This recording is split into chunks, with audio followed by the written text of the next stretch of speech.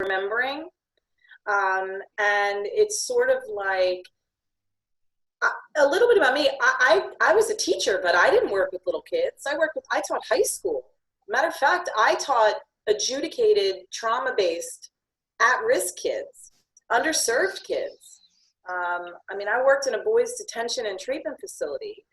I had great mentors. We all have. That's how you learn things. I empower my staff. Most of the things that I've learned in the childcare world. Yes, I've read a lot, but I learned them from my staff, from my directors, from those that really, again, it takes a village. And if it weren't for my incredible staff, I wouldn't be where I am. It's a yay, Bubbles! A thumbs up. But it's true. Yeah. I mean, I'm nothing without them. And I say it. Look, have I made mistakes? Absolutely. Will I continue to make mistakes? Absolutely. Sometimes, I don't know about you, but I have to really temper my reactiveness, not leading and making decisions from being emotional. Yeah.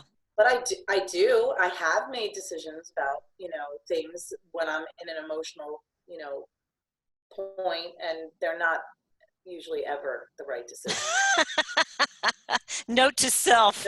Don't make emotional decisions. No. But you're right. Well, kidding aside, though, that's a big skill that people are talking a lot about right now, because people are making some not so smart decisions, like hoarding and living in fear based on their emotions, and sitting in front of the TV and hearing all the bad news. So it's something that the entire world has to focus on and work through right now.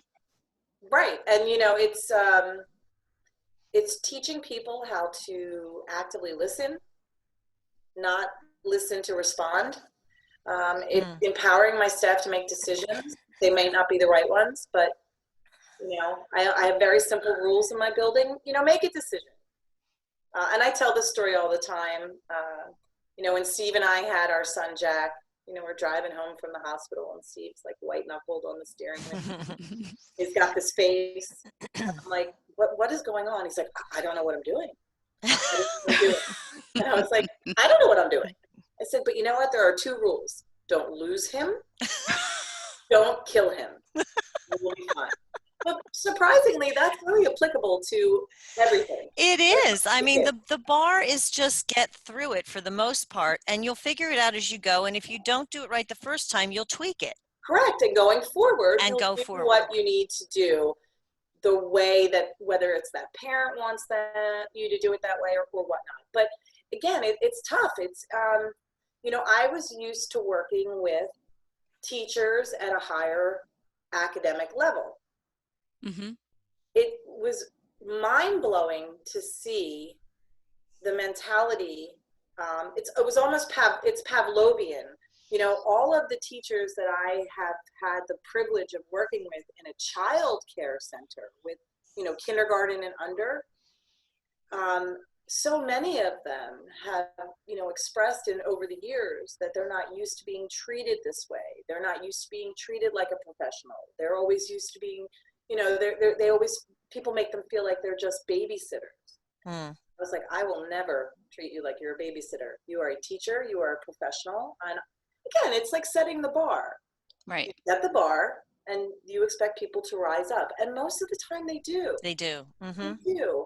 And again, when you're managing people and you're navigating through it, and this is a hard time. I mean, I'm closed. I don't know when I'm going to reopen. I hope that I get 100% of my staff to return. I don't know. Yeah. I mean, I just don't know. I have a feeling that your group is going to be one that comes out of this better, stronger, all of that. And here's why. What we have noticed, Mary Fran and I, and all of our talking with people and looking at resilience and what makes people resilient, one of the biggest things is that seems to surface all the time is gratitude. And either at a foundation of gratitude or being treated with gratitude. And when I watch your center and how you are on all the social platforms, and when you talk about your staff and the families and the kids, you radiate that you just come off as so grateful for the work that you do and where you get to do it. And even when you have your bun on the top of your head and everything is going crazy and you're running into the chamber doing a million things, as soon as you start talking about your center, it's this whole other amazingness. And I know that that's all rooted in gratitude. And that's why I know that you guys will support. Another one of the reasons I wanted to talk to you, because I know that when we watch, when everything settles down and everybody's back, that you're one of those folks I want people to watch and see what comes out of after this, because your staff, I know, feels all of that gratitude. You know what? I'm blessed to get up every day and really love what I do. It's not easy, but you know. And I used to always joke, you know, well, if it wasn't called work, you know, we'd be going to fun every day.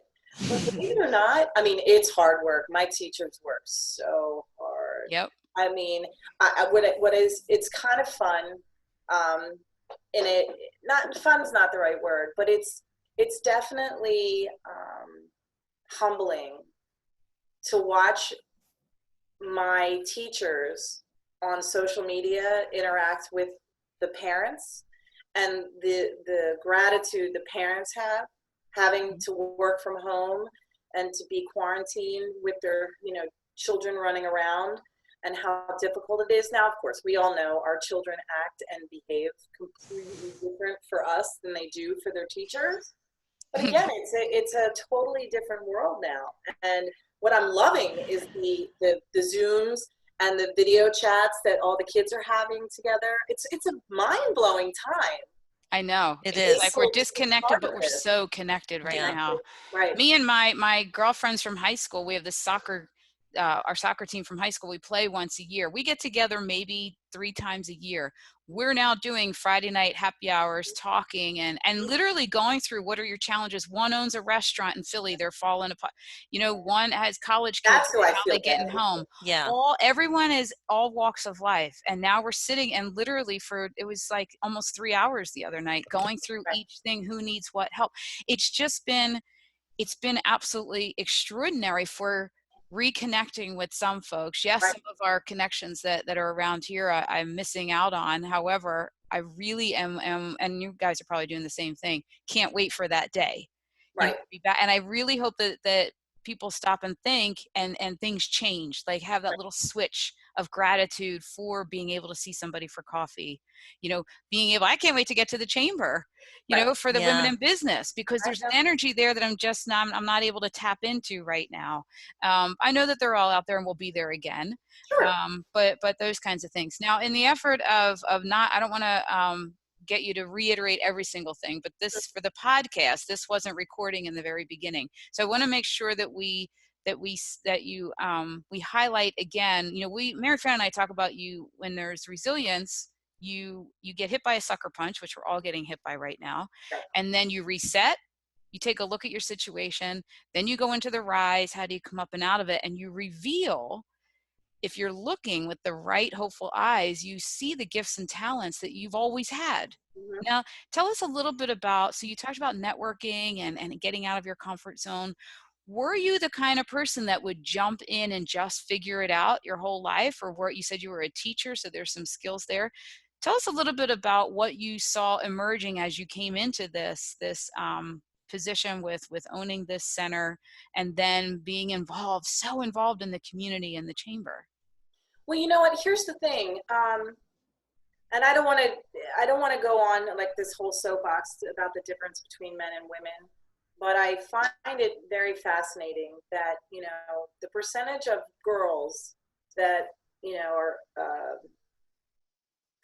outperform boys in elementary school in science and math, mm-hmm. would rather not do or try and finish a project because they don't want to get it wrong, to the boys that will do the project and not care if it's wrong. So I fall into that category of overachieving, very hard on themselves women. Mm-hmm. I was raised by a very smart go-getter. My mom's a hustler. I don't know how you feel about work ethic. I don't know if it's innate, but I really believe you cannot teach it. You either are a worker or not. So there were many nights. I mean, there was probably the first 2 years I didn't sleep at all. I mean, failure wasn't an option. Yeah. It just wasn't. And it was, okay, got to do this. I got to do this. I got to do this. I have to do this. I have to go here. And even when I do the new member orientation at the chamber, I say the same thing every time. You only get out what you put in. You can't just say, oh, I joined the chamber, but nothing. It wasn't for me. Well, that's for anything. I joined the gym, but if I don't go, it wasn't for me. Right. It's an unrealistic expectation. And the thing is that I built relationships. I made look at us. I made amazing friends. Yeah. And I am constantly promoting, I don't know, again, no disrespect to other groups, but I don't want to meet a quota to give a referral. And I don't want to have to give a disingenuous referral to someone because I have to make a number. I refer people that I genuinely have a relationship with. I refer people that have done things that I know about. There's that tangible proof that they are good at what they do, and with all confidence and my character that I'm going to refer them. Not because I have to, because I want to. So it's sort of like I just kept going, even when I didn't want to. There were plenty of nights I didn't want to go to, business card exchanges are hard. Yeah, they are hard. They're exhausting. You know what though? I'm noticing too though, as we're sitting, I'm thinking about you and all of your community involvement, and you've got your support local music shirt on. And what's funny to me is as you had to build this business, you had to go out of your comfort zone, form these relationships, but then look where it took you. Now I guess you found your niche. Were you into music or is this just a love of yours? Because you are always promoting the arts and stuff like that. It's just an interest. I love music. So again, one of the things I love, and not to go back to the chamber, but one of my favorite parts about the chamber is the fact that they support the arts in Bucks County. I think that over the years, I grew up, I played an instrument. My husband plays instruments. My son plays instruments. I love to sing, even though I don't really should. Let's have a show. Let's have a singing show because Mary Fran's a good singer. We'll do backup. Yeah. But I do. I love music and I love supporting my local. And I love the town that I live in. And there's so many good people that I pick things that have to do with kids. So it's always soul crushing when a school gets rid of a music program or a theater program. I've never been a teacher to teach kids how to regurgitate information. My classroom was always open to any discussion as long as it was kept appropriate. I didn't care what the topic was. I taught science and I taught social studies for a very long time, but sometimes my kids couldn't read. So my rooms turned into English classes. And they just went to, we'd read books. Maybe they were historical books, but nevertheless, there were kids that were completely illiterate and they were 17, 18 years old. Wow. So sorry about that. That's so okay. It's sort of like, I just, not only being a local business, which again, most people don't realize that, while I'm a franchise, I'm independently owned and operated. It's my whole life. But I just feel like there's so much art and culture in the area that that's just one of the things that's close to my heart. I give back to anything with kids, anybody that's underserved. I tend to do the same philanthropic things every year. I love Big Brothers, Big Sisters, Bucks County Opportunity Council. The thing that's striking me about all of this is, and Kristen and I say this a lot, a skill is a skill is a skill.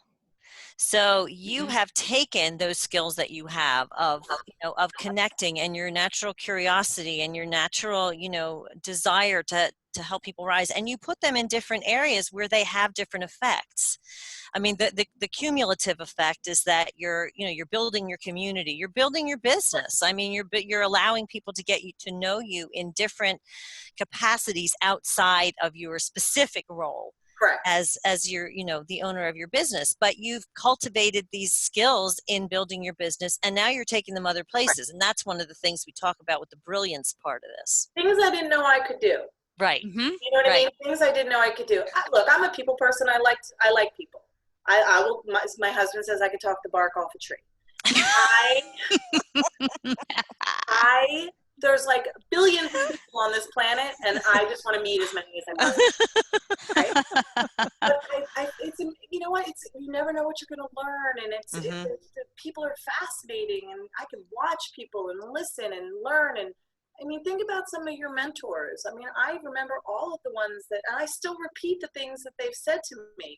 And really, it's really fun when I listen to some of my teachers or the people that I'm around every day repeat the things that I say to them. Yes. I know that they're listening.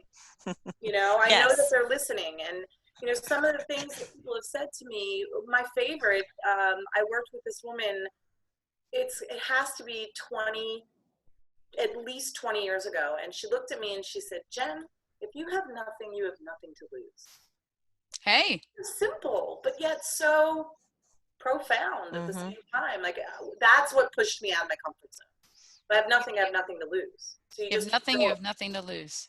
And then, but let me ask you, because I find it kind of fascinating what's happening now, the out of the box thinking that businesses are doing, going back to restaurants, which again, I have to give, and I don't want to say if it wasn't Percy Pizza who was the first to do this, I thought it was brilliant. I mean, absolutely brilliant. I shared it everywhere. They made, take home pizza in a box for your kids. Yeah, I saw that. That was cool. And then I shared it with a friend of mine who owns Trey Fratelli in Newtown.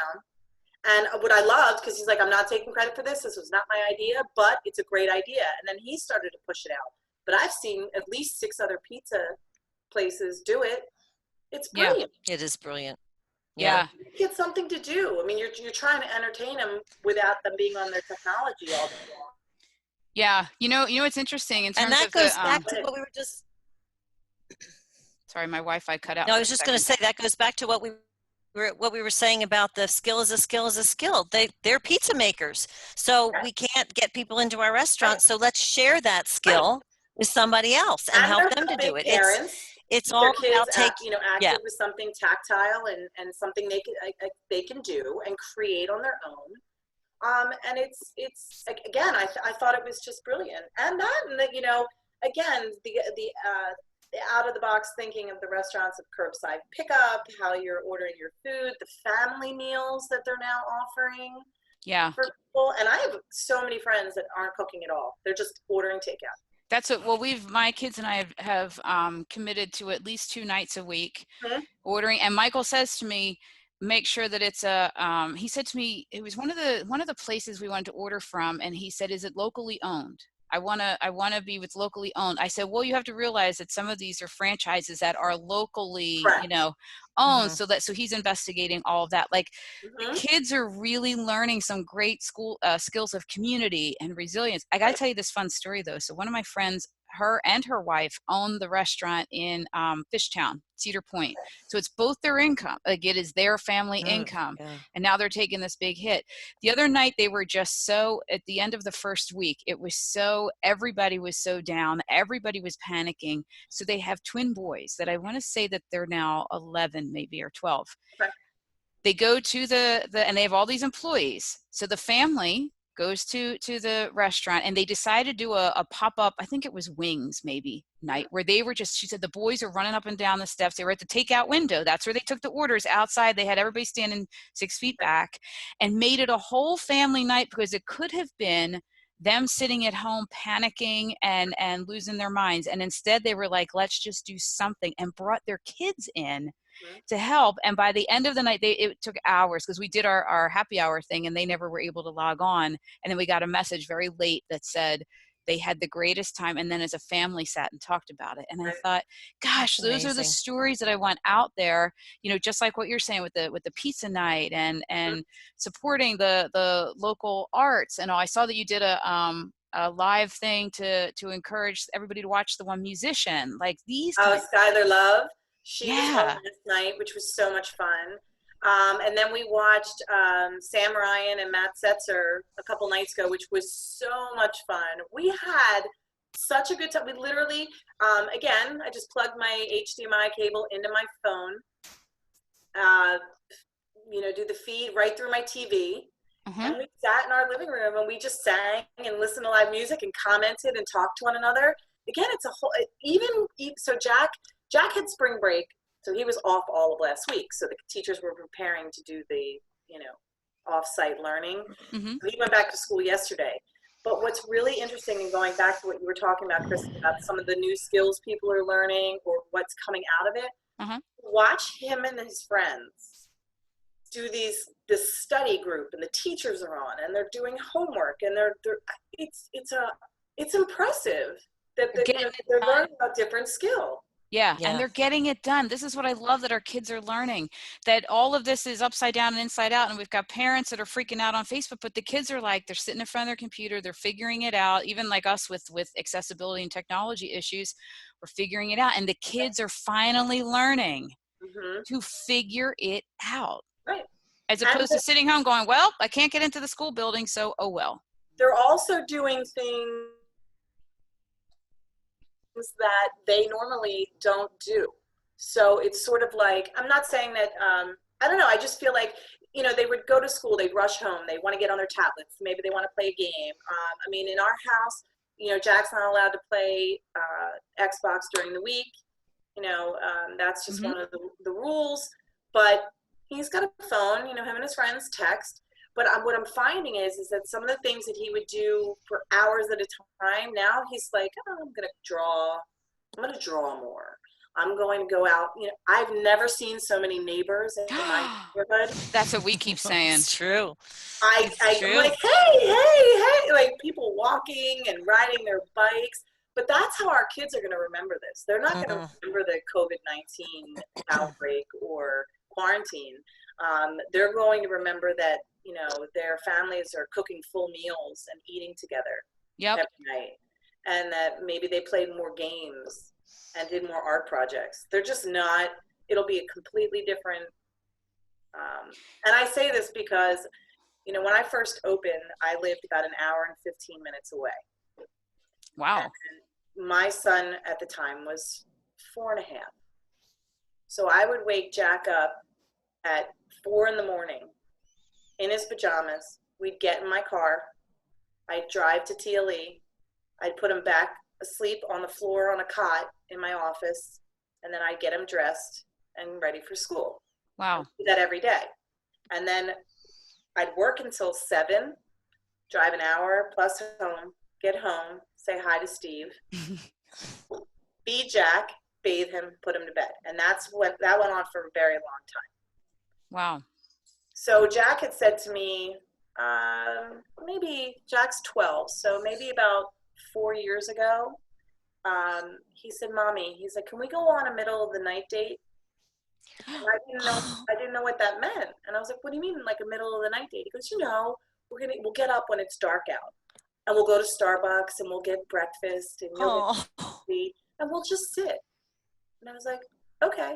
And so we had middle of the night dates where we'd get up at the crack of dawn and we'd go to Starbucks and we would get food and sit and wow. That's how he remembers Gosh, that's so cute. He doesn't remember the challenge of doing that. He's turned it into a time with you. Right. And that's well, this time with you has been wonderful. Thanks for having me. Oh my Thanks gosh. for all the smiles and the good information. And thanks for Bubbles. I'm just so excited. I love Bubbles too. And we just met. I got a crush. I know. You know what? I do have a Bubble stuffed animal that I'll give you. You do? Oh my gosh, I'm so excited. Next time I see you. Hopefully sooner than later. Hopefully sooner than later. Now you can FaceTime with your grandkids with Bubbles in the background. Bubbles. Oh, they'll be so excited. Oh my gosh, they'll be so excited. Let me know. I will. Bubbles will be here for a while. Tell everybody where we can keep track of you and Bubbles on social media and stuff. So you can go to our Facebook page, The Learning Experience Doylestown. You can also follow TLE Doylestown on Twitter, Instagram, The Learning Experience D-Town. Pretty easy to find.